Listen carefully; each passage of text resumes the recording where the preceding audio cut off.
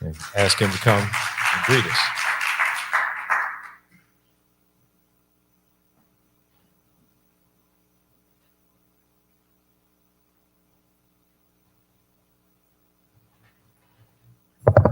Well, good afternoon, everyone. Thank you all for having me to take this off if I could. Not as tall as the pastor. But thank you for having me here today. It's truly an honor to be here. It's an honor to work with Dr. Hicks and his organization. He has a long resume of community work, grassroots work, and I just, when I met him, had an immediate respect for what he is doing, has done, and continues to do. I'm Ira Mallory. I'm a film director based here in Indianapolis, born and raised in Indianapolis, went to Barbara High School, and eventually went to LA and took a master class in directing with the late, great John Singleton. And I came back and started my production company. 15 years later, the last 2 years, I've been nominated for 4 Emmy Awards. I have taught filmmaking in workshops and film camps around the city of Indianapolis, working with young people and developing filmmakers. So I'm engaged in the community with my talent. I also am engaged with community issues myself. I serve on the board of the Jewish Community Relations Council. So I do a lot of work in the Jewish community and advocating for the Jewish community. And I've worked at the MLK Center in the past and volunteered there, working in our community as Black Americans as well, and making sure that we're whole. So this film was something that really meant a lot to me to be involved with and dealing with healthcare. I have a history of losing members to chronic disease, my brother to diabetes and kidney disease, and then most importantly, the most important event ever in my life was losing my mother to breast cancer. So these are things that are always going to be dear to me in terms of how we're taking care of our community and health.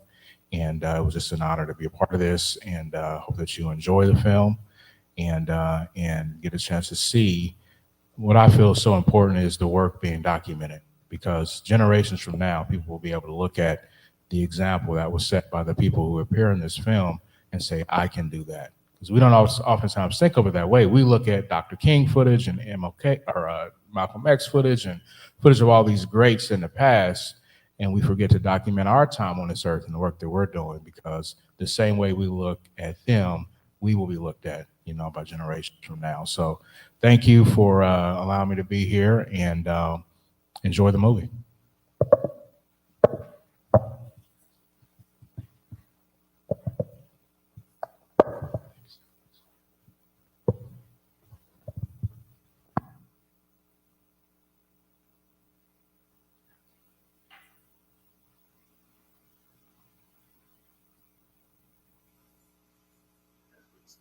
It's primarily because not only are people concerned, but we're taking calls, with the exception of Frank Vervan, from other congressional offices that are non-responsive.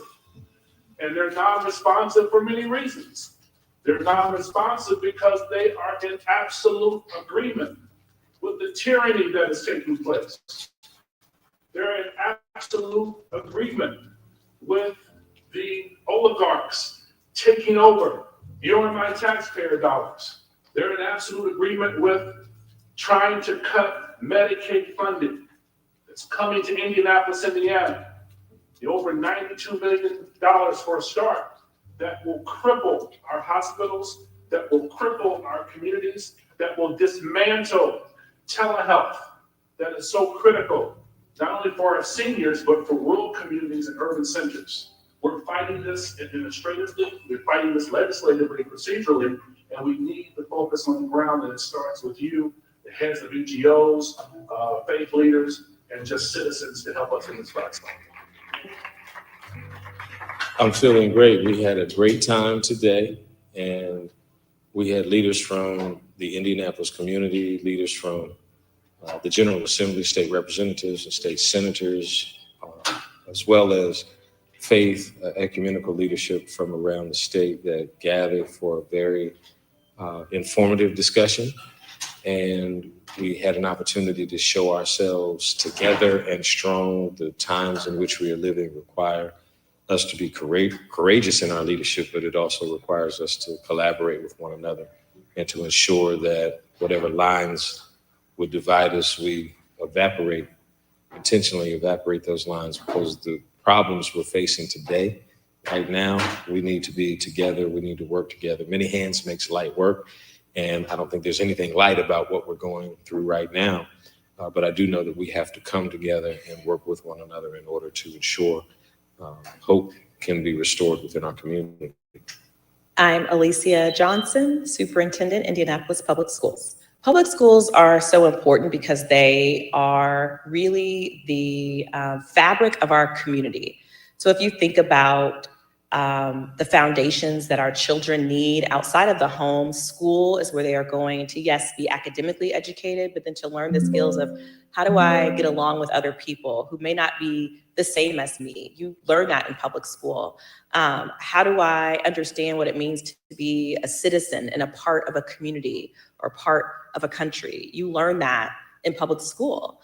How do I understand better the world around me and where I fit in it? You learn that in public school. Public schools are places where everyone is welcome to be, and so you get to appreciate the differences that people bring and how there's value in diversity. And that's the power of public schools. Quite simply, we have to win elections. And I would also say, it's not going to stop with public schools. It's going to go, you look at what Elon Musk is doing on the federal level, defunding critical public policy, public health, public safety initiatives. They're attempting to do the same thing here. The neoliberal takeover of public education is something that will not stop. Public education just happens to be the largest target right now, but it's going to your postal system. It's going to your public health. At the same time, they're attacking public education. They're attacking Medicaid and Medicare. It is a beast that will not stop until the rich in this state don't have to pay as much taxes as they're paying. Healthcare is pivotal in our community. If you don't have good healthcare, you don't have a vibrant community. And there are people out there that are trying to turn back healthcare here in the state of Indiana. Senate Bill 2 and other proposed legislation has become detrimental in regards to addressing healthcare disparities. So it's a big fight, but I really do believe that it is a Hoosier belief that we all deserve care. And so the challenge that we have ahead of us is, yes, some changing of hearts and minds, but it's actually mostly an organizing challenge. And how do we get those people to work together and build the power necessary to create this change? Today, it's important to talk to members of our faith community to really get a sense for what's important to members, in our faith community in terms of education, and then to also make sure that I was sharing from a policy perspective what we're doing at the State House, because it impacts all of us. It impacts all of our children, it impacts all of our communities. So make sure that we have a mutual understanding of what we can do to influence the education landscape here in Indiana. I mean, we know that when we have strong schools, we have strong communities. And as people of faith, we want to make sure that we have strong communities for today, for tomorrow, and for many generations to come. And it's incumbent upon us to make sure that we're laying that groundwork now to ensure that that can be our reality. For health and education, I think the faith community is all about equity. And we know, Americans, we all know that fair and equitable education and healthcare are core human values. Dare I say, innate values. And it doesn't seem to be coming from an ethical lens anymore. So I guess we in the faith community have to weigh in as a moral mandate. As my friend Matt Landry says, we have to find our prophetic voice because we've lost it. We have to start saying this is not okay, and we have to do something about it. I think that a key message I want people to take away is that it is so important for all of us to stay involved, stay informed, and to do our research and do our homework. We cannot let one headline, we cannot let one message, we cannot let one title of a bill be what we believe to be true. We need to really dig in, do our own research, because I'll tell you right now, what's happening with the Indiana General Assembly is that folks are trying to divide the Black and brown community by pitting charter schools against traditional public schools, while on one hand, they're saying, fight over here for these little scraps, these little pennies, when on the other hand, they're taking money and they're funneling it into private schools. And that's really where our focus needs to be. It's on taking our hard-earned taxpayer dollars and shoving it off to support private education. And so we've got to pay attention. We can't fall for the okie doke every single time. We cannot let them divide our community. We've got to remain strong. When I graduated from seminary, United Seminary in 1984, I intentionally went to Philadelphia to work for Congressman Bill Gray at Bright Hope Baptist Church. But as well, I had been accepted into this PhD program at Temple because while others take more linear routes, I'm always a person who takes a cyclical route. And I wanted to equip myself and do academic work in that which was my passion, which was the liberation of people. Even in seminary, I studied liberation theology. And when I look at the word, I see the word, and it always shows me how those that are oppressed or those that are down or those that are disenfranchised have greater enfranchisement and greater hope and even victory that comes through what we're reading in the word. And so, so for me, going initially to a school for Afrocentricity, I learned there's a difference between Afrocentricity and Africology. Africology is the evolution of Afrocentricity. Afrocentricity became popular and became the costume. It became the aesthetic, Afrocentrics, the hairstyle, right? But there's a scholastic discipline. Afrocentricity has created an academic discipline that sees people of Africa not as the objects, but as the subjects. And so there's a different orientation. There's a discipline even that has been developed. And while Afrocentricity may be popularized and understood in a popular way, Africology is the greater thinking and the word that can be used to define that approach to to data, to history, to phenomenon that says that the African is primary, that the African and the African perspective is to be honored and respected, right?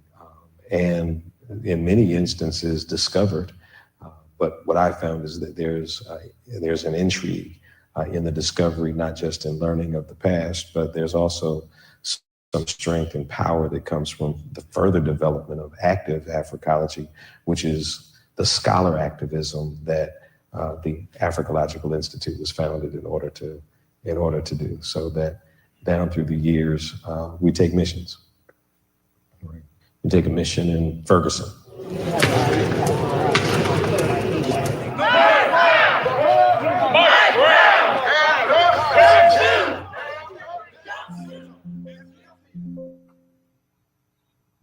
If I were to place a mantra on even the beginning of the Africological Institute, I was at back in 2001, it's early on. It's been around a long time. But whenever opportunities would emerge that allowed for me to, be a scholar activist for hire, these scholar activist missions that were taken for the good of our people and to bring about hope and to, sometimes very public things, but a lot of times some stealth things that some things we can document, some things we don't necessarily need to, but I'm able to see that a charge that I had, not just from somebody that commissioned me, but a charge I have from God, which is to bring about the liberation of those that are oppressed, just as Jesus did in Luke 4, when he preached his first sermon, right? He said, the Spirit of the Lord is upon me because he's anointed me to bring liberation to the oppressed, to bring sight to the to the blind, recovery of sight to the blind, right? The release of those that are captive, right?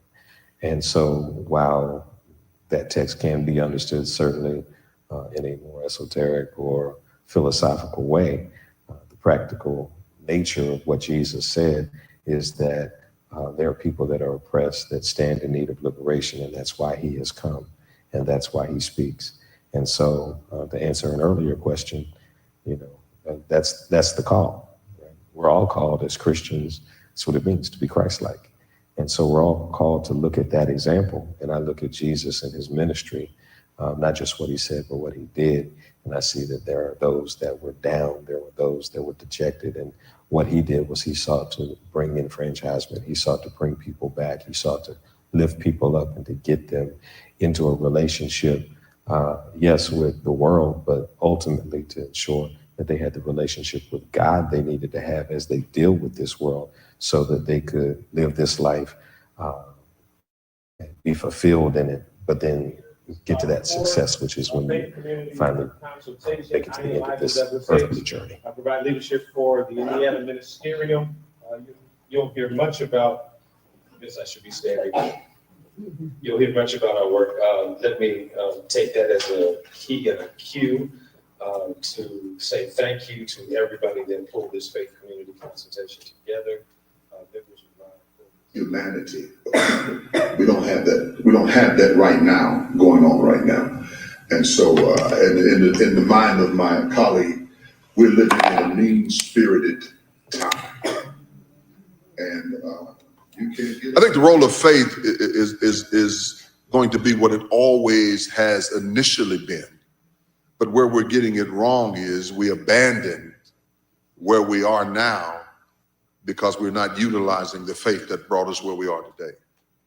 I think posed was during the education process panel, and that was we need the education piece to be more involved in the community before things get drastically out of control, to have community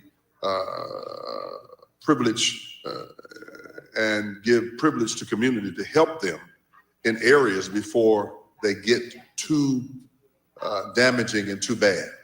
And then the idea of the hoodwinking of parties towards registered voters. We think the best way to win an election is to have low voter turnout. And we're going to have to change that. And we're going to have to find candidates out of the grassroots level who are not willing to be family members, but be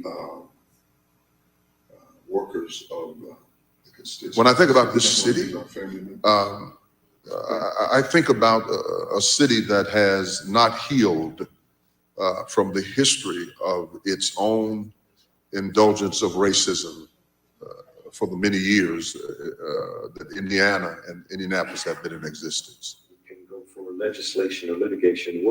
What do we see out there now that we need to be concentrating on in terms of legislation and litigation here in Indiana? But we see so much how the meta-narrative that's coming out of Washington, D.C. is having such an impact on Indiana.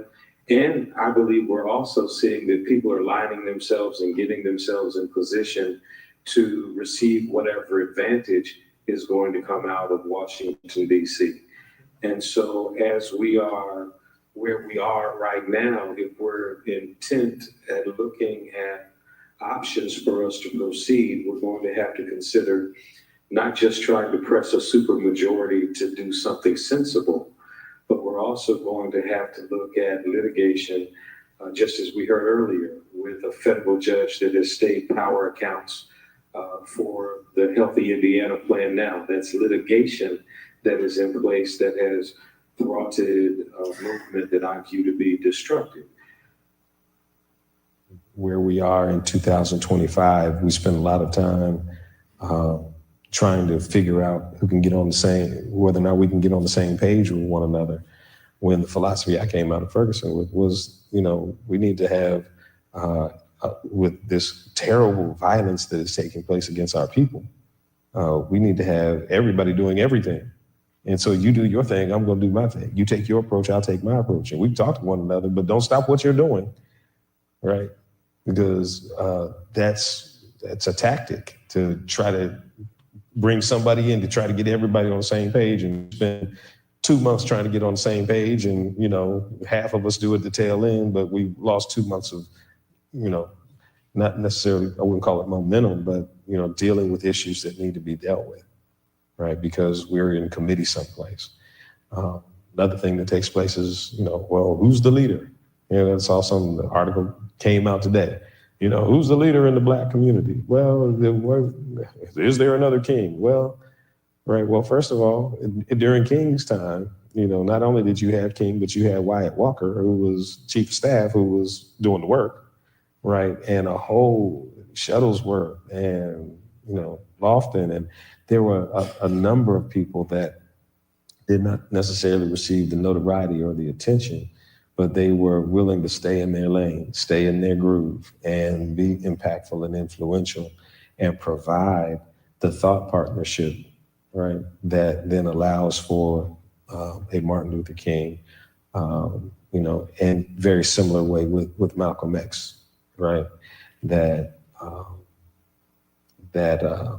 if there's no Malcolm X, right, right, then Martin King can't be as effective as he was. Right. Don't forget Malcolm X, right? That very real stuff that presents the backdrop. And so for us where we are, we can't let folks say, well, who's the leader now? Everybody's, you lead in your own way. And there are different people that have different organizations, but everybody leads, right? Everybody, there's enough evil out here for us to all fight it. They're coming at us with a whole bunch of different approaches, and it's all right for us to have different approaches coming back, right? And then, even to dig down even more, that we cannot expect the oppressor to finance or to provide us strategy for our liberation. For healthcare, and so we have a group of individuals. My name is Gregory W. Porter, Gregory W. Porter, Porter, a member of the Indiana General Assembly and a senior vice president at Health and Hospital Corporation of Marion County. The primary message that we had today was to understand that there are going to be changes at the federal level and how we have to change the narrative. They have their playbook. They have their playbook that they've been working on for years. Unfortunately, what we do as policymakers and grassroots people, we at times react and we fight for a while, but they are always awake and they're sleeping, and while we're sleeping, and they're trying to make their program move forward in lieu of what we're doing. So we have to change the narrative. You have to change the narrative, because if they say one thing, if they say the word right size, well, what is the right size when it comes to Medicaid? So how do we make that narrative and stick with what we're saying? We say things and have a program or a thrust, and then 6-8 months, then we move to another point. And they stay with it, and they continue to talk about it more and more and more. So our goal for today was to say, okay, we're going to fight for their terminology of right size, and we're going to create our own right size for Hoosiers, which is the right size for all Hoosiers. Yeah, my primary message on the panel today was to talk about some of the challenges that we face in Indiana when it comes to access to healthcare, and to look at understanding some of the myths that are out there between who does and does not deserve healthcare, and really sort of recognize that everybody deserves healthcare, and how do we make sure that that is the case. So Indiana is proposing to add a requirement that people work 20 hours a week or otherwise volunteer in order to keep their coverage on Healthy Indiana plan or have an exemption. But what we know is that the vast majority of people already do that work or volunteering or have an exemption. So really what this is just going to turn into is a paperwork requirement. So people have to check boxes. And that's just going to drive up the cost of running the program for the state and the taxpayers. Simply be kicked off in the stroke of the pen if this bill comes to pass. And then finally, it's subject all PIP members with some exceptions, but really those exceptions require paperwork, to new paperwork reporting requirements. So this is sometimes framed as a way to get people to work, but what we actually know is that so-called work requirements do not work. They drive up costs for running with the program and they kick people off. And they the myths are that people on the Medicaid expansion program are either lazy or undeserving of health care, or they're able-bodied, so they should be able to go get jobs and pay for health care. When the reality is, we know that folks often on the Medicaid expansion Healthy Indiana plan do face impairments and disabilities, and that folks that can work, do work, that are on that program. Again, I'm Adam Mueller. I'm the Executive Director of the Indiana Justice Project. We bring a legal lens to the advocacy work that we do. Well, I think it's really important to be here at this event because I think these can be complex issues, but that they affect everybody in our state and in our communities. And so we need to make sure that people have good information and the right information so they can go tell other folks in their communities what's at stake and what's at risk when it comes to these things. There are 5 things down at the State House that they allow you to do. You can send an email, you can send a phone call, you can testify, or you can go visit with and all the advocacy training, they'll run down all the standard things that you can do, right? But, I don't expect that that the things the oppressor wants us to do are going to be the impactful and effective things, which is why we do a faith community consultation, but it's also why we create an economic impact paper that says that in this environment, we need to understand the fiscal argument that says that Medicaid is important, and it's important to the development of the economy through the workforce, that it's a good thing for us to get as much federal money as we can to keep Hoosiers healthy, Indiana residents healthy, so that we can have a stronger community and a stronger society, right? That makes sense to me. And so we've created that, but it's a panoply, various different ways we're coming at a Medicaid problem from not just one perspective, but from many perspectives.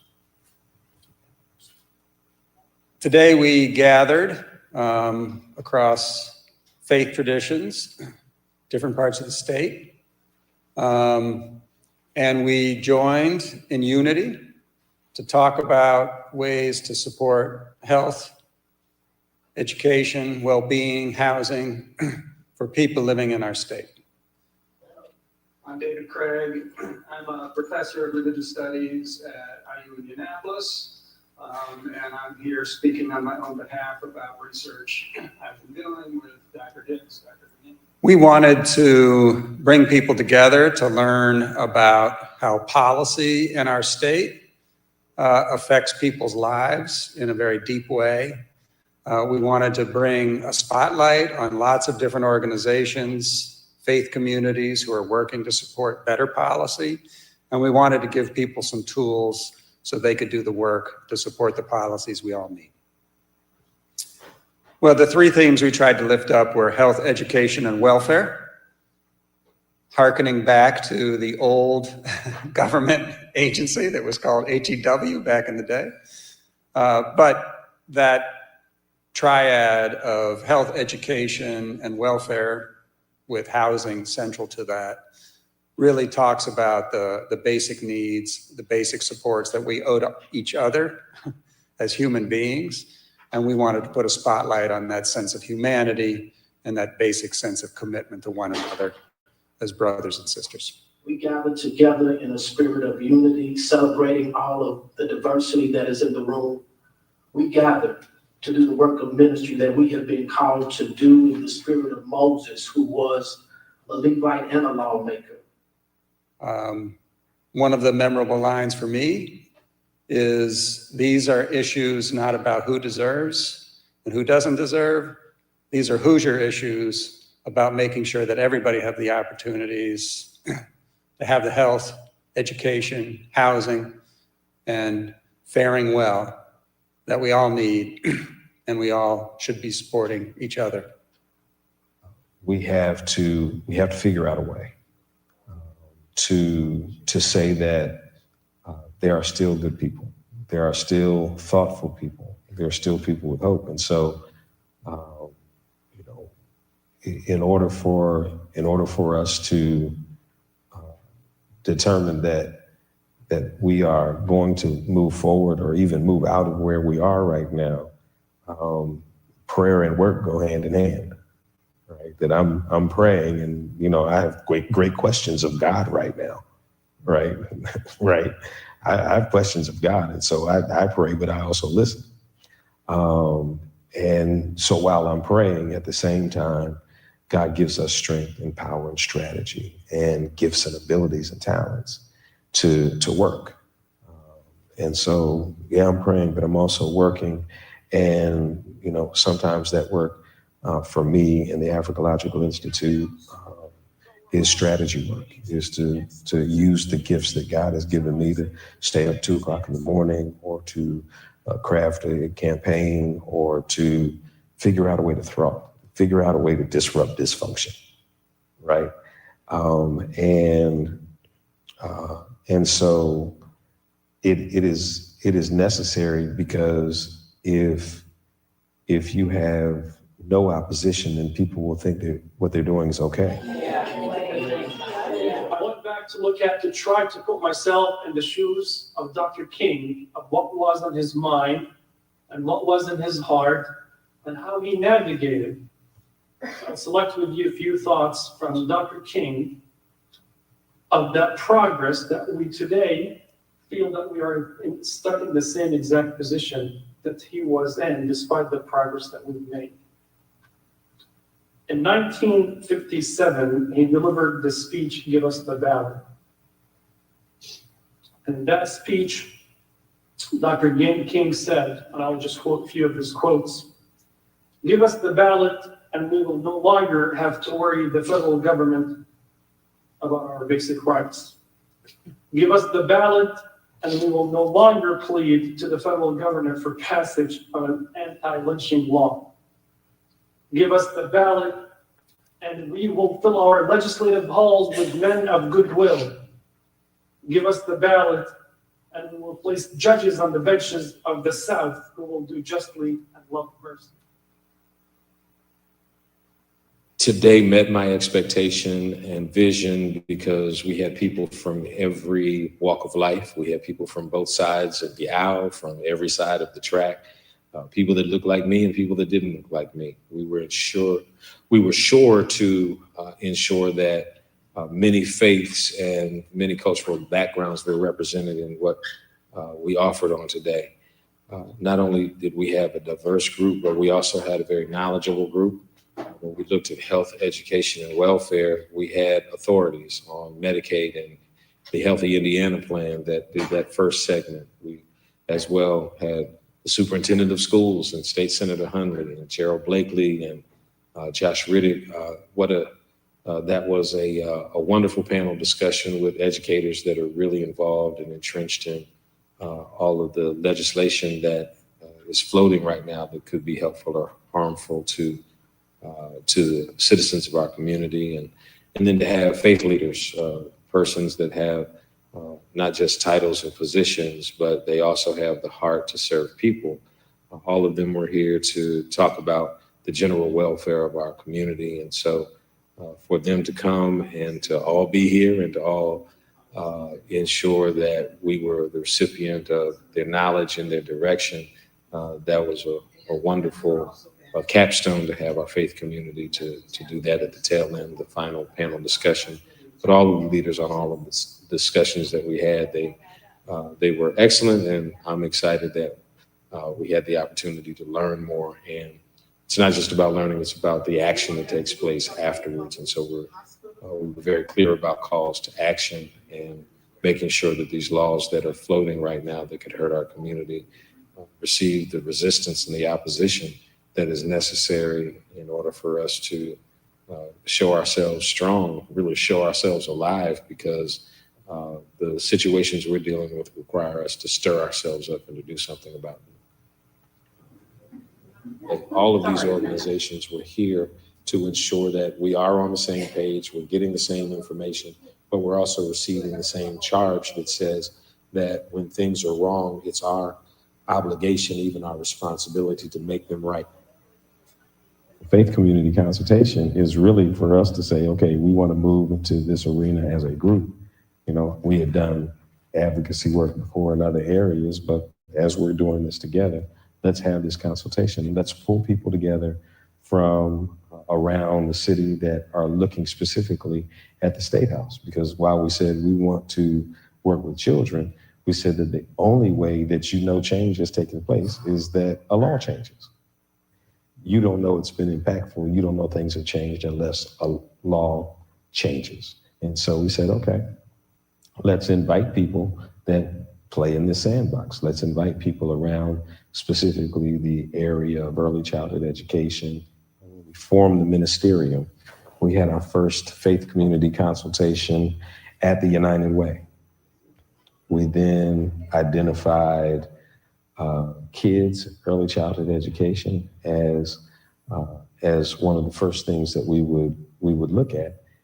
But we're also going to have to look at litigation, just as we heard earlier, with a federal judge that has state power accounts for the Healthy Indiana Plan now. Africans don't do art just for art's sake. Africans do art for a lofty purpose, right? And so this is art. This is my craft. This is what God has placed me on this earth to do. And I'm not going to just do scholarship just for scholarship's sake. I'm going to do scholarship so that my people can be blessed, and so that hope can come, and so that those that are oppressed can be provided with some path toward liberation, and so that laws can change. And so we're involved in an action-oriented project, the Robert Wood Johnson Foundation, the interdisciplinary research leaders program of the Robert Wood Johnson Foundation was intentional about creating a program that dealt with health equity. And what we presented was, for me, scholar activism, to say that there are racial and structural barriers that are prohibiting Black and brown people from proportionate health outcomes.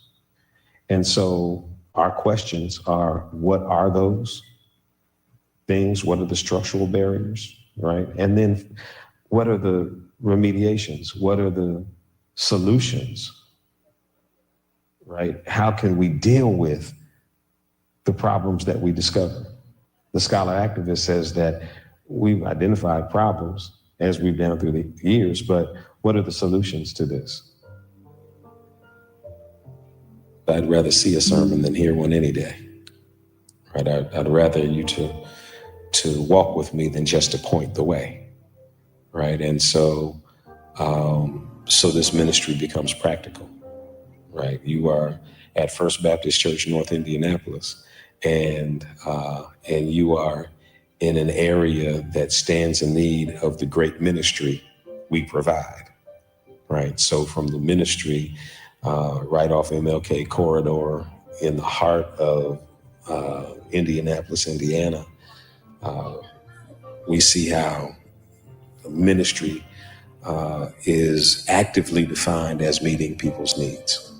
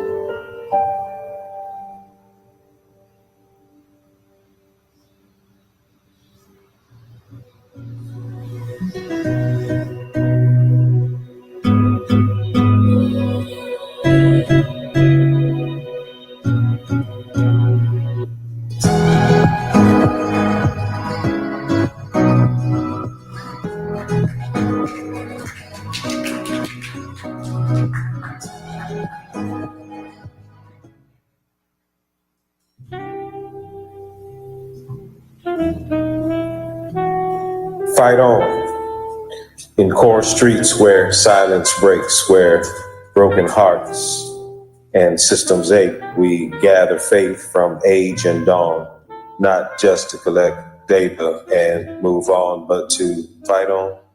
From pulpit strong to prayer mats spread, bells must now toll.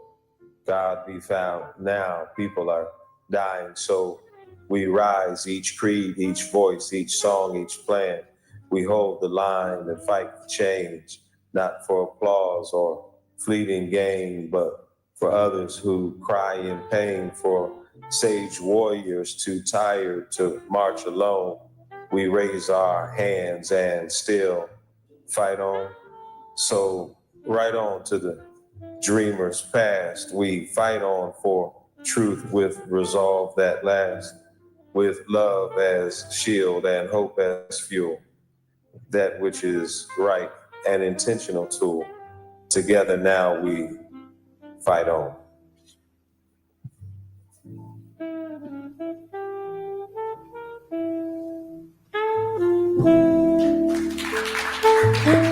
Ira Mallory, ladies and gentlemen. Film so beautiful, don't you agree? So thank you to Ira Mallory, and we're going to move into a discussion. Pastor G is with us on today, and we're going to ask that our media ministry would pull up our Africological website, and on there's the panoply that he has created. He is a marketer, he is a graphic artist extraordinaire, but he's also Pastor G, and so he's going to come and moderate. We're going to be able to look at some of his artwork as well, even as he comes. But let's put our hands together. Thank Pastor G for being with us. Bless the name of the Lord. We are in the house of the Lord, and so if you're glad to be here, come on, say amen. That was a wonderful piece that I believe sets the stage. Am I supposed to sit here? Is that what's happening? Okay. I'll sit on the side. Nevertheless, I want to move as swiftly as possible so that we can respect everyone's time today. And so I feel totally ill-equipped, and I shared that with Dr. Hicks when he asked me to do this. So I hope y'all don't mind me being a little shamefaced because I don't feel equipped. But then as I began to tell him why I didn't feel equipped, he said, that's why you equipped. Your reasons for feeling ill-equipped are because much of what we are discussing and what has been already articulated is this is very complicated, complex. This is not easy, and it also hits so many individuals in so many different ways. And so I appreciate this convening because this gives us, especially folk like me, an opportunity to hear from people who have a much more broader and deeper understanding of the complexities of these issues and can help translate the language into something that folk like me can understand. And so what I want to do now is to bring up the two individuals who will be basically doing the rest of the talking. I'm done. I'm just the MC. And so if you all don't mind, put your hands together for Dr. David Craig as he makes his way to the front, who will be helping us understand more about the research that has gone on. And in addition, we're going to ask for our attorney in the house, Adam Mueller, who will come up and we'll be discussing the amicus brief and how that is involved. Now, again, I'm done. All I'm going to do is pass the mic over, and I believe we're going to start with Dr. David Craig, and if you could give us a little more of an idea on the study as well as the panoply, and I'm sure we'll have some questions. If you have something that you want to ask, please write it down so that when we get to Q&A, we can answer any questions. Go ahead. Is this live? Push the button up. Okay, now we're good. Hello, everybody. Thank you for being here today. Before I get to talking about the research, I'm going to go a little personal first because sitting here in the sanctuary takes me back. about 7 years. And I reached out to Dr. Hicks. I actually passed by the place we had lunch more than 7 years ago on the way here and said, hey, I would wonder if you might be willing to talk to me about the Healthy Indiana Plan and Medicaid in Indiana. And he said, let's have breakfast. But more importantly, coming to First Baptist Church North Indianapolis and learning with and from people here has changed the course of my life. And maybe the easiest way, at least to communicate this, though maybe not emotionally easy to communicate this, is I had a conversation with Josh Riddick recently. He's the lead organizer of the Black Church Coalition. And he said to me, so have you ever experienced transcendence in a Black church? And I was like, okay. And I said, well, actually, I have twice. One was at Light of the World when I heard the harmonicist in Stevie Wonder's band play Amazing Grace, which was transcendent. But the other one was here at an altar call. And here I am visiting as a white man from the university. And we gathered, and Dr. Hicks asked us to hold hands with each other and look each other in the eye and say, I love you. I want you to survive and thrive. And it blew me away. To be loved, to be welcomed, to be included, and to imagine what kind of future could emerge from community connection. And just to be someone who has been able to learn with and from people here and at other congregations across the state and other organizations doing the work, it has been truly transformative.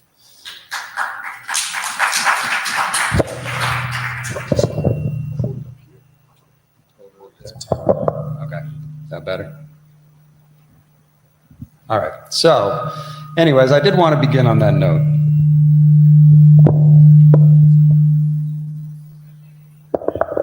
All right, I want to begin on that note because the research study that we're talking about is based on the idea of community valued research. This is a term that Dr. Hicks coined. It's a rich and resonant term. This is how I find community work, is people share these rich and resonant terms, this collective wisdom, and then we try to explore it and grow into it, okay?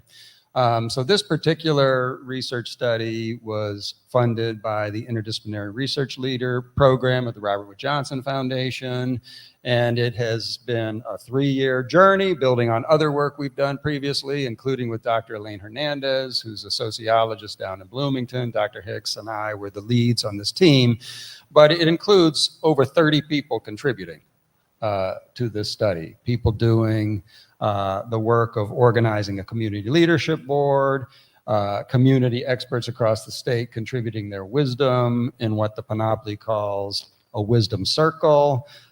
It includes allies like Adam Mueller, who's done a lot of the legal work, including the kind of court case, which he'll talk more about going forward. It includes people doing quantitative work. It includes students doing interviews across the state. It's an enormous undertaking.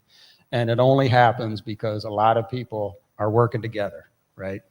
And that's what this Medicaid panoply is trying to communicate, is by all means available, to quote Dr. Hicks again, trying to give some sense of the work that has gone into trying to think about how the Healthy Indiana Plan works and doesn't work for people in the state, and ways to try to hold the line and maintain the kinds of supports that have been built historically by many people working very hard to put policies in place to freeze power. This is a term that I learned in the Interdisciplinary Research Leader Program, right? Social Security freezes power. Medicare freezes power. because it says this is legislated and it can't be taken away. And there have been a lot of gains in Medicaid to try to freeze power, and that's being unfrozen right now. And this is going to have dire consequences for lots of people in their individual lives. It's going to have consequences for our healthcare system. It's going to affect workers across the state, right? And so this panoply tries to be this kind of open source, multimedia, multimodal approach to responding to the challenge of the day. And it includes things like, how is this going to affect our economy? What's happening legislatively? And so there's a lot of testimony in it about people trying to push back against laws that are being passed. The economic impact report was shown during the film today. It includes an amici curiae brief, a friend of the court brief, which is currently before the DC District Court of Appeals to try to support the kind of lawsuit that Adam Mueller is going to talk about. It includes faith community leaders, as we saw in faith community consultation. It includes community leaders through the Community Leadership Board, right? All of these different groups are necessary because this is the time when community voices need to be raised.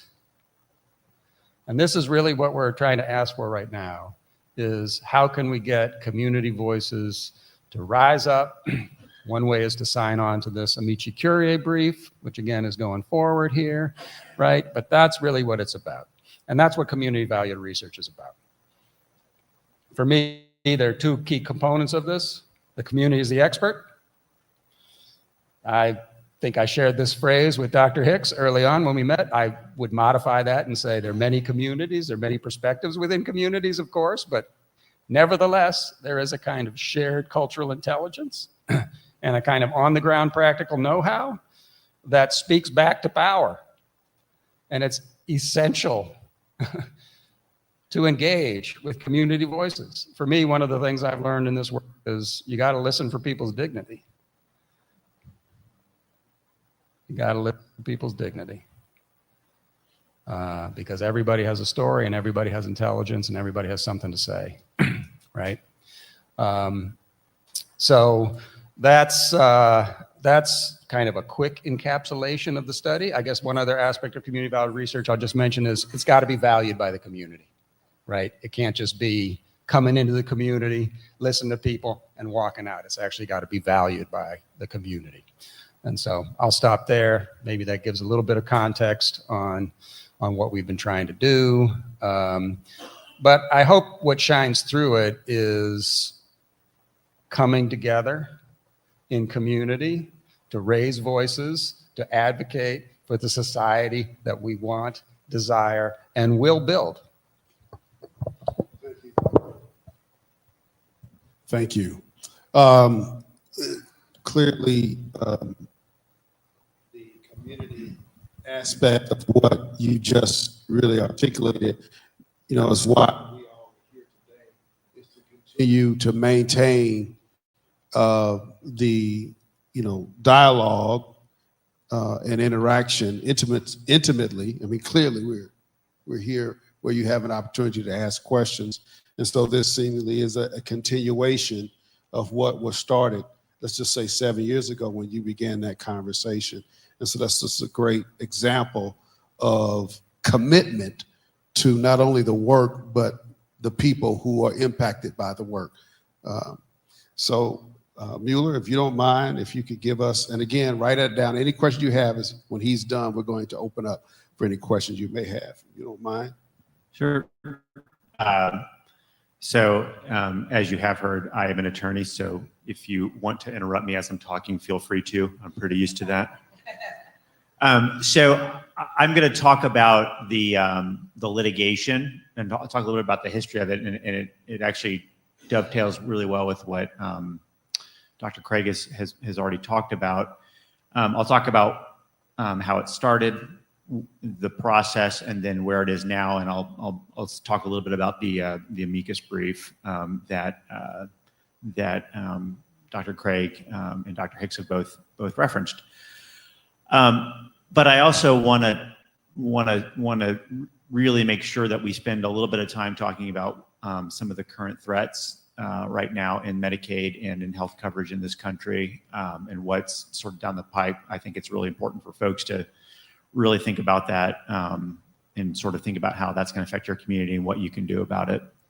So I started off as a legal aid attorney at Indiana Legal Services, and I remember the days before Medicaid expansion. I remember when people who had diabetes, had heart conditions, had arthritis, had all sorts of conditions that just didn't quite meet the definition of disability under Social Security. They didn't check every single little box quite right, and they would go for years without health care, years where those conditions would get worse, years where they couldn't afford medications.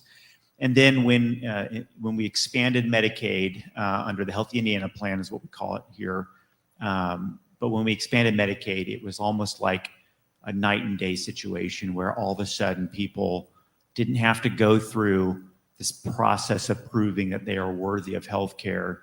They could just sign up for health care, and it was truly amazing.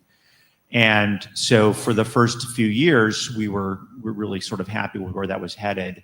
In 2017, the folks at the federal government decided that they thought that people had it too easy getting health coverage, and so they needed to add some more barriers and some more ways to get people from keeping that coverage. And so they said, "Hey, everybody, if you want to add work requirements to your Medicaid program, you go ahead and do that." Well, Indiana was one of the first, sort of at the front of the line, saying, "We want to do that. We want to add those work requirements." Indiana already had plenty of barriers that weren't technically allowed under the law, but they got waivers to do that and permission, special permission. So we started looking at what can we do about it. We started talking to national partners and saying, look, people are getting hurt by this. We were happy to expand Medicaid, but people are losing their coverage for not paying $1 a month, or oftentimes they paid that $1, but the system doesn't recognize they paid $1, and all of a sudden they're going to lose health coverage and they can't get it back. And so we were sort of actually at the point where we were thinking about filing this lawsuit, and we were pretty close to doing it. And the last event that I went to, or last thing that sort of happened before we filed that, is I came to the unveiling of one of the reports here in at the Education Center, and I heard stories that came out of that report, and it was just one of those moments where you're like, this is what we need to do. We absolutely need to do this, because people shouldn't be losing health coverage for the dumbest reasons in the world. So we filed the lawsuit with about four plaintiffs. So we represented the plaintiffs in addition to co-counsel, lawyers from the National Health Law Program, and some other private attorneys that were doing this for free, doing it pro bono. And Indiana was all set to roll out their first initial go at this work requirements. And as soon as we filed that lawsuit, they said, we're not going to do it now. And I realized they didn't want to do it. They didn't want to do it because they knew how hard it was going to be to run this really expensive program that was all it was going to do was kick people off coverage. And they said, we're going to voluntarily pause until this whole thing was sort of sorted out. Well, then COVID hit. And when that happened, everything just kind of on hold. And we spent the next years realizing that we can provide healthcare to people in this state cheaper and better by not adding in all these other burdens, adding in all these features to this program that end up just hurting people, causing people to either lose their coverage altogether or get downgraded in coverage so they couldn't see a doctor, couldn't see a dentist or a chiropractor, some of those sorts of things. Well, then a couple years ago, a year and a half ago, as the pandemic as the emergency sort of wound down, Indiana said, we're gonna bring these things back. We're gonna bring back these power counts, these things that are gonna really kind of hurt people. So we had no choice. We said, well, in that case, we're going to reactivate the lawsuit. We had a couple of new plaintiffs join us, and we said the plan Indiana has to bring these things back, these power counts, these sorts of things, still it still violates federal law, and it needs to be removed. So we did all the briefing where we filed a brief and said, here's our argument. They filed their briefs. And in June of last year, a judge in DC agreed with us and said, "You're right. There is nothing that this state wants to do with all these little barriers and burdens. This doesn't follow federal law, and I'm not going to let them keep doing it." We thought that about 200,000 people at least were going to lose coverage. If Indiana got permission to do it again, those 200,000 people got to keep their coverage, and we were really, really happy about that. So then after that, then the case goes to, after you have a trial case, you then can go to a court of appeals where the judges at the court of appeals level will look at it and they'll say, well, did the trial judge get it right? If you lose there, then you can go up to the Supreme Court. You can ask them to take a look at it. But right now, the case is at the court of appeals. Here's the really important thing. For the attorneys that represent the plaintiffs, the four or so folks that are on the lawsuit, we have a lot of limitations in what we can say. We really have to talk about how the thing that the state of Indiana wants to do, how that hurts those individual people. But there's such a broader voice about what's happening in communities and what's happening to the public when it comes to doing these sorts of things. But we can't get into that because that's not really our expertise. So that's why what we end up having is people file these things called amicus briefs, amici, however you want to say it, which basically are just say, here, we're a friend of the court. And what that means is we're going to tell the court our perspective. We're going to tell the court how the decision they make is going to affect our communities. It's going to affect public health. Dr. Hicks joined with the brief of the Public Health Association folks, sort of a national group of folks. And I was really excited to see the research that they put together was cited in there. It's got some footnotes in there. It's now a part of the official record of the case. And so that means that not only is the research, not only are these community conversations important for folks and learning about Medicaid, learning about programs and that sort of thing in the community, but taking that research and making it activated, making it a part of a court case. That's really cool. And to me, that really, really, really validates the work that Dr. Hicks and Dr. Craig and everybody that was a part of the process. Really, really validates what they're doing. So I'll stop there. Okay, well, actually, I'll say one more thing. The case will probably be decided in the next 6 months or so, maybe another year. There's going to be some oral arguments where they go and argue for the judges. But we're sort of stay tuned. We're sort of in a holding pattern now to see what's going to happen. But I'll stop there on that, and I'm happy to take questions. Okay, great. Y'all put your hands together for these two who have brought such clarity, because I learned a whole lot in that just those few minutes right there. I learned a lot, taking my own notes. All right, does anyone have any questions that you would like to ask? If so, I would ask that you would raise your hand, identify yourself, and what you can do is, so that we don't have to keep running around, state the question. I'll restate the question so that everybody can hear, and then we'll answer from there. How about that? Okay, I'm gonna start right here, go here, and then go there. Yes, ma'am. My name is Liz, and I have a question. So how does a judge in DC determine that, this is wrong? Is there like how does that work? Is there like a circuit where you pass along these issues and a judge says, okay, I agree with this, or how does that work? Yeah, good question. That's the kind of question somebody that might go to law school would ask. So be careful. That was, I was going to try, but that was, I think you were asking, how is there a circuit or something that passes? How does a court in DC gain access to make a decision about what is being filed with our folks? Yeah, so it's a really good question. So when a lawsuit gets filed, there's the plaintiff and there's the defendant. And when you file a lawsuit against the defendant, you typically file it where their office is.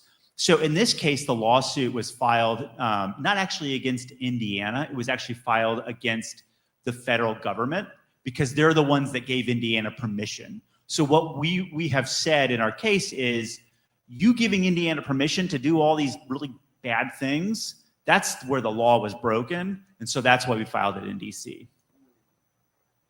All right. Okay, good point. You're good? And, yeah, go ahead and ask that other question. For plaintiffs versus class action? For plaintiffs versus class action. I think you are headed to law school at this point in time. Okay, so the argument we've made is that so sometimes you have to have a class it's a good idea to have a class action. We didn't need it in this case because essentially what we've said is the only way you can give the plaintiffs what they want, which is to fix this program, is by changing your decision, federal government, which means that you're changing the approval you gave to Indiana, and because of that, everybody that's on the program is affected. So we didn't have to file a class action. I'm not going to say I had the same question, because that's just not. All right. Yes, sir. I work for one of the largest CHCs in the state of Indiana. I have two questions, one for Dr. Craig and then the attorney. So, Dr. Craig, what we saw today seems like a culmination of 7 years of work. My question for you is, how do you evolve? Where do you go from here? Because obviously, when you started this, it was a different administration, and now the game has changed. So now this is politicized. So where do you go from here? Have you reached a point where it's over, or are you satisfied with what you've done, or are you going to, you and Dr. Hicks, are you going to evolve? All right, we're going to go with that question first. Hold on to the second one. Basically, as a lot of time has gone a lot of time has passed from the beginning of this. A lot of things have changed. Where do you go from here? Yeah, this is Martin Luther King Jr.'s question, right? Where do we go from here? And it was referenced by Dr. Hicks in the beautiful documentary by Ira Mallory, right? Where do we go from here? Well, it starts with asking, where are we right now? We are at a place right now where it's hard to find allies in power who can act legislatively. That's not to say we can't push back against bad laws, and that has to continue to happen. The courts are another avenue of trying to defend what is in place and improve on what we have, and certainly that is continuing as well. But for me, this is partly in line with the conversation the three of us had right before we sat down here, is it's turning to neighbors, it's turning to community, it's working through networks, it's raising voices to say, like what happened during that faith community consultation, which I think the film captures beautifully. It's hard in a film of talking heads to communicate sense of connection, but that's what the film does, is it communicates connection. And so for me, first of all, it communicates being in community. It shares that, we've got to share what we desire for our society. And we've got to organize for common purpose when we can.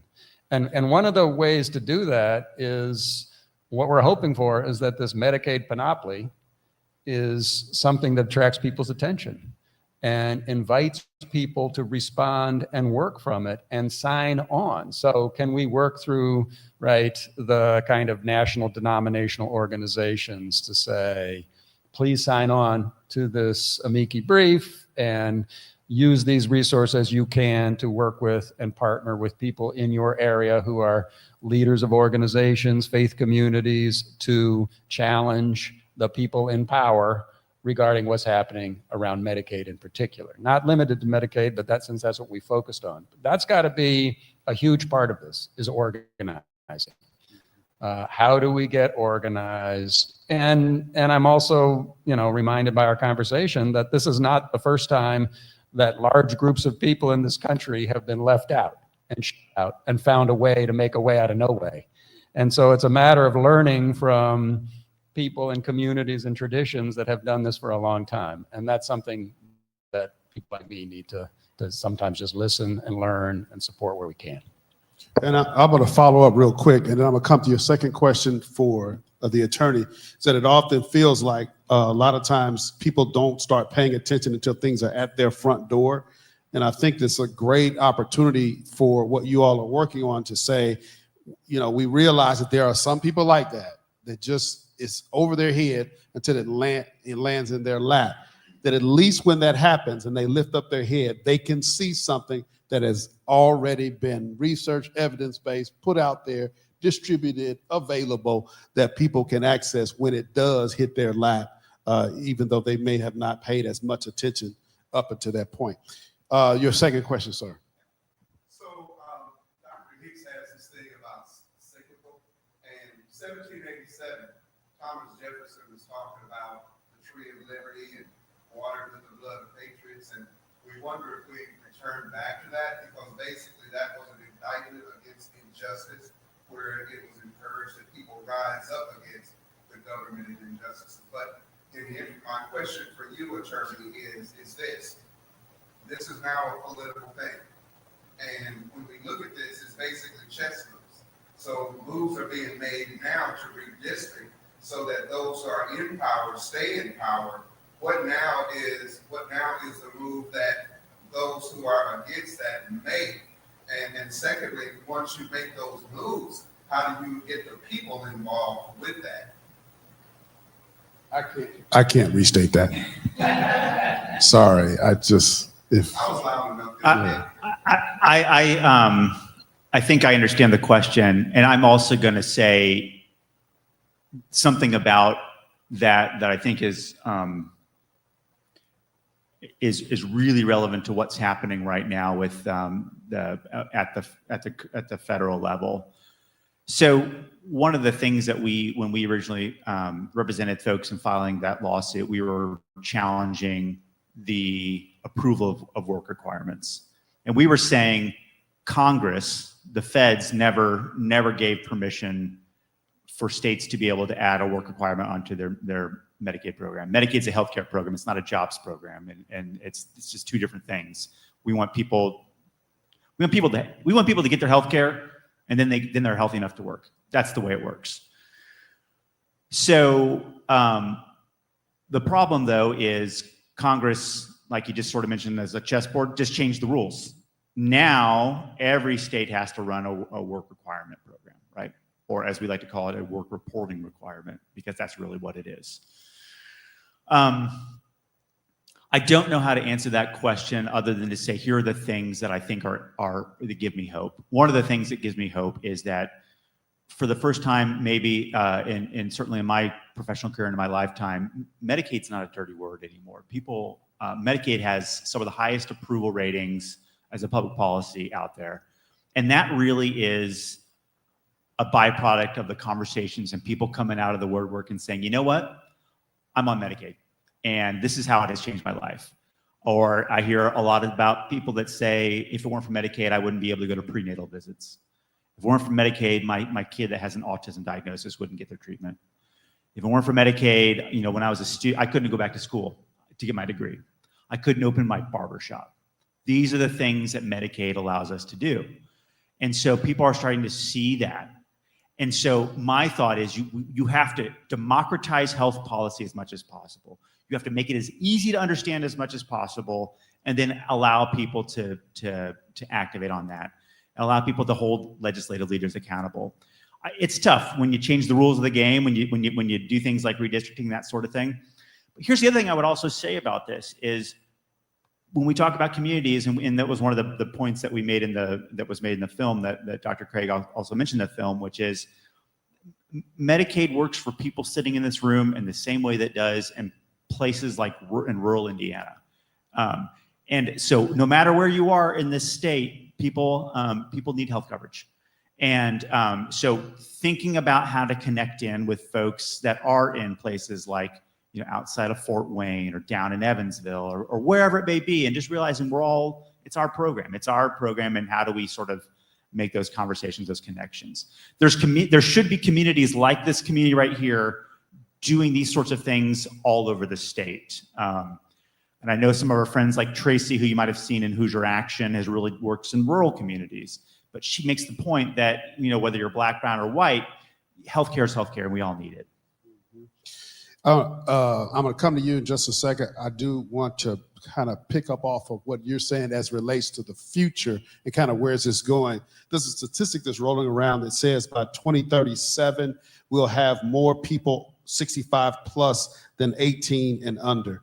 And if that is the case, I'm wondering how is all of the monkeying that's going on and the convoluting and making all this as complicated as it could be. You remember there was conversations about the marketing of Medicaid was being played around with earlier in the year. I had a meeting just yesterday where these things were thrown out at me. Medicaid, QMB, SLMB, QI, home/community-based waiver, nurse level of care. So as with all this happening right now, do you get my drift? I have an answer to that, but I'd also like to hear what Dr. Craig says. This is what's interesting right now. Some of the arguments that were used are these arguments between who deserves and who doesn't deserve Medicaid. Well, a person that is 65 and older, well, they clearly deserve Medicaid. But here's the problem. If you take healthcare away from people who are not 65, they don't have a chance to be healthy. When they turn 65, they're going to be unhealthy. So you may have Medicaid at that point in time, but at that point in time, whatever chronic conditions they may have had have only gotten worse because they hadn't been treated. So I think that's maybe one answer I would give to that question. And why we need to have a more broader conversation about where this is and where it's headed, regardless of where you are. Okay. Yes, sir. Your question about demographic, or your statistic about demographics, is new to me and chilling, I have to say. I don't have a ready answer for it. I'm going to jump to the point that you made second, which is all of the acronyms involved in healthcare and policy, and it's just impossible to follow it for people who are on the outside. One of our community leadership board members, Bishop Bill McGill, who is the pastor at Imani Baptist Temple in Fort Wayne, loves to use poetry. And he coined this phrase at the end of one of the community consultations in Fort Wayne that we did, which was, complexity hinders equity. Complexity hinders equity. And then you can build on that and say, complexity doesn't just hinder equity, it gets people stuck in positions where that they cannot get out of. So it actually creates a legacy of inequity. And that's, in some senses, that's what we have to do in response to all of this confusion and terminology, is to unravel it and to hear those nuggets of community wisdom that can explode and bring people in a little bit more. Good, and often translate for them what's really going on, because they can articulate it, but they're not going to say it in the terms that might fly in the Supreme Court, but it flies in my church. I just hollered. All right, yes, ma'am.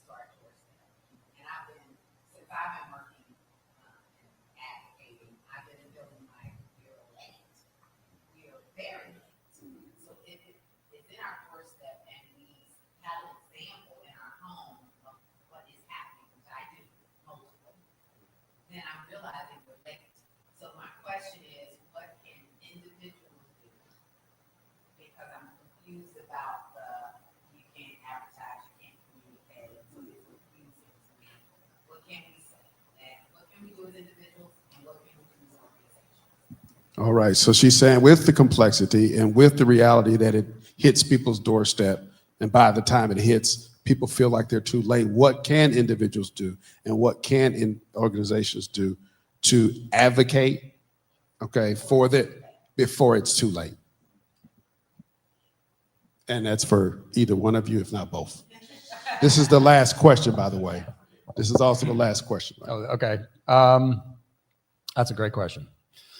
And I'll just preface it by saying the way the bill cutting Medicaid is structured is most of those cuts don't hit until January 2027. So it is all about later. It's all about making sure it hasn't hit people's doorstep before the next election.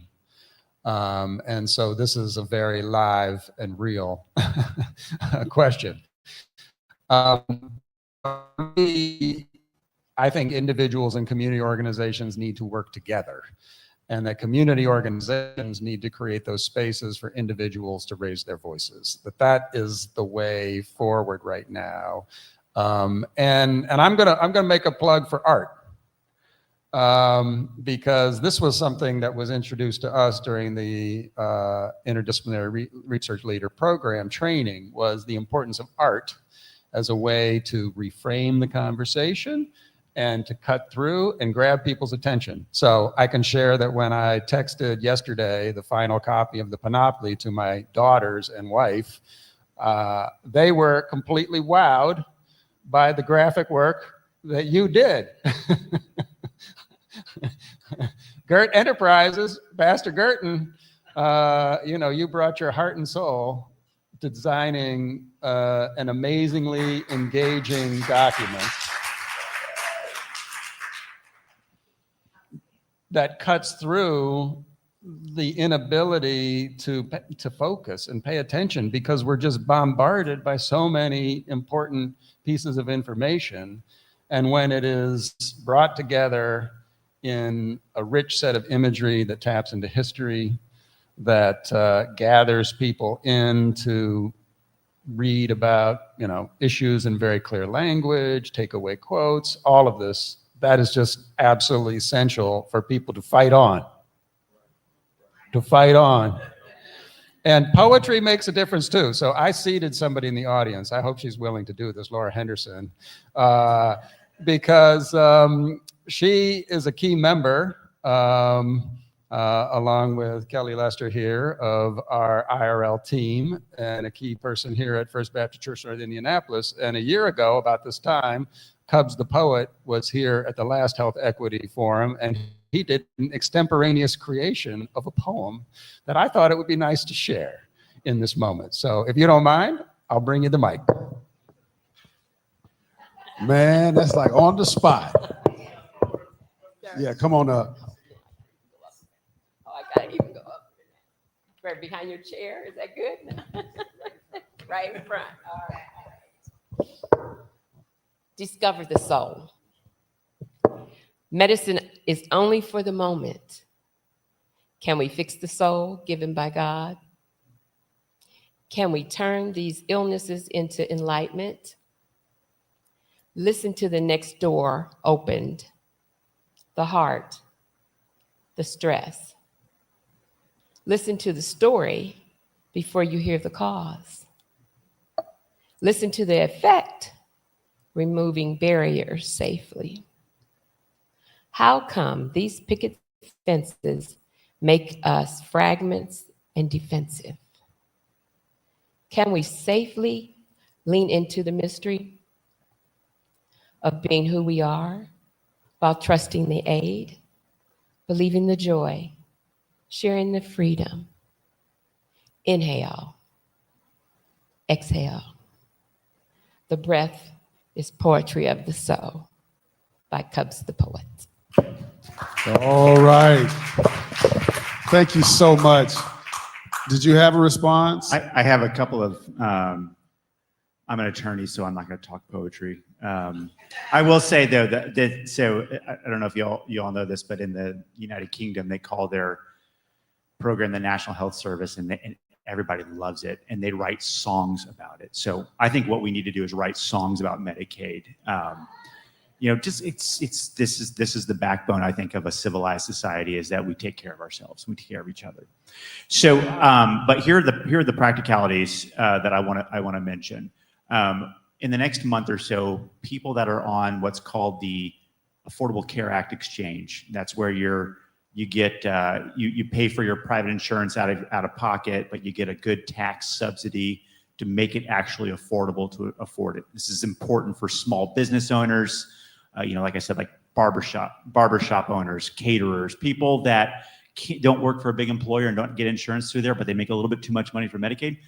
They're in for a rude awakening, because their quoted prices for next year are going to skyrocket. And that's because Congress has not, is going to let these premium tax credits, they're going to let it die. But here's the important thing. When somebody gets a bill and they say, my God, my health insurance just went up by this amount, let them know that it wasn't just some sort of freak of nature, but it was a policy choice made at the highest level. That you have to understand that these aren't things that just kind of happen, but that people are making policy choices. You have to connect that in. Second thing I'll say is, over the next year, what Dr. Craig mentioned is that 2027 is when we're going to see a lot of the big changes happen. But between now and then, all that design, all that implementation, all that sort of stuff has to happen. And there are public processes. One of them is called the Medicaid Advisory Committee. And I believe Rep. Porter is on that committee. But these are public processes where people should feel like they've got their ability to give input. And part of that is just saying, look, we need to make these processes as easy as possible for people to keep their health insurance. And here's my suggestion, and here's my neighbor's suggestion. So thinking about how to engage that process, I'm happy to keep working with y'all on that as well. But those would be my suggestions. Wonderful. Again, give a hand to the panel, Mueller and Dr. Craig. We thank you all for this time. Our time is up. I'm going to turn the microphone back over to Dr. Hicks. And again, we appreciate you all taking the time. Thank you. Attorney Adam Mueller, Dr. David Craig, and Pastor G, Reverend John Gurton. Everybody just shout thank you to them. Thank you for this discussion on today. We do want to encourage you to go to africalogical.com, africalogical.com. There's a sign-on. That's something we can all do right now, individually and specifically. We're looking to make sure that organizations here in the state of Indiana and around the country are signing up to support this Friend of the Court brief and our data, which amplifies community voice. And we are getting wonderful response. Even we have not really started a real phase, a hard phase yet. In the soft phase, the AME Zion Church, the entire denomination has signed on, and they'll have their bishop, their lead bishop is signed on. They'll have their churches, but we'll reach out through the faith community, and we're working to make sure that people that believe in good, people that believe and have some type of ethical understanding. We understand that what's taking place is evil. And so if evil is taking place, it's up to good people to do something. And so we want you to compel and have these conversations about signing on to say that as this policy is killing people, at least the community voice should be heard as we are going through this. And we don't have to go so far as to say that people are dying, and they are, right? And killing people is wrong, but maybe it's a softer pitch to say that as these things are taking place, the community voice needs to be heard.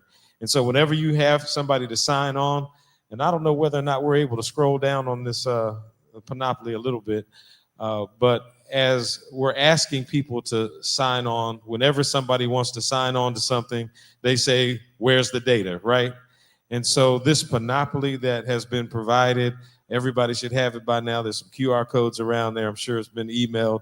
There's a final version out there. Once again, this artwork that we see here was done by Reverend John Gurton that allows us to attach to the prose, to the story, and to the poetry, the film by Ira Mallory. All of these are various different ways we are seeking to get the word out about Medicaid and during this time. This is a panoply, 15 things that we're sharing, open source. That means free to anybody that can have it, because we need people in all 50 states and anybody that would fight to look at what we're doing, come up with creative things other than that.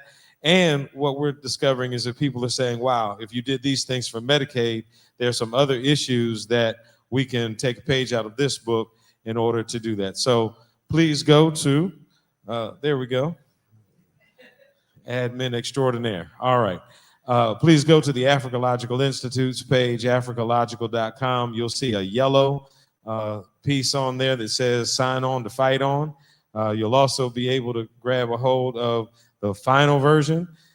Reverend G say final. Final version, yes, of the Panoply. And then what is that thing at the bottom? What does that say? That's the YouTube channel. And so we want to thank everybody that has the opportunity to share with us on this live stream. And this will be available as content in perpetuity. And so wherever you are and whenever you find us, thank you for being with us on today. And we want to spend some time right now. I'm going to close us out with prayer. But make sure that you're asking these people questions, these authorities that are here. Let's spend a little bit of time saying hello and thanking them for the valuable work they have done. Eternal God, we thank you today for the opportunity to gather and for work that is greater than we are ourselves and can only be empowered by you. We ask that you might continue to bind us together, allow us to know that teamwork makes the dream work. Allow us to know that many hands makes light work, and allow us not to be discouraged during dark times, but allow us to look to light and look to hope and look to strength. And so on today, we ask that you might continue to bless us and keep us. And we thank you for the creativity and for the opportunity we have now to amplify community voices in the highest halls of justice. We also have the opportunity to be evangelists of causes and to speak with our neighbors and let people know that even when it seems like we ought despair, there's still hope that we can grab a hold of, because we understand that we are victorious. And so we thank you for victory that comes through you. We ask that you might continue to bless us. In the name of Jesus Christ, I pray. And those who agree may say, amen. Thank you all for being here.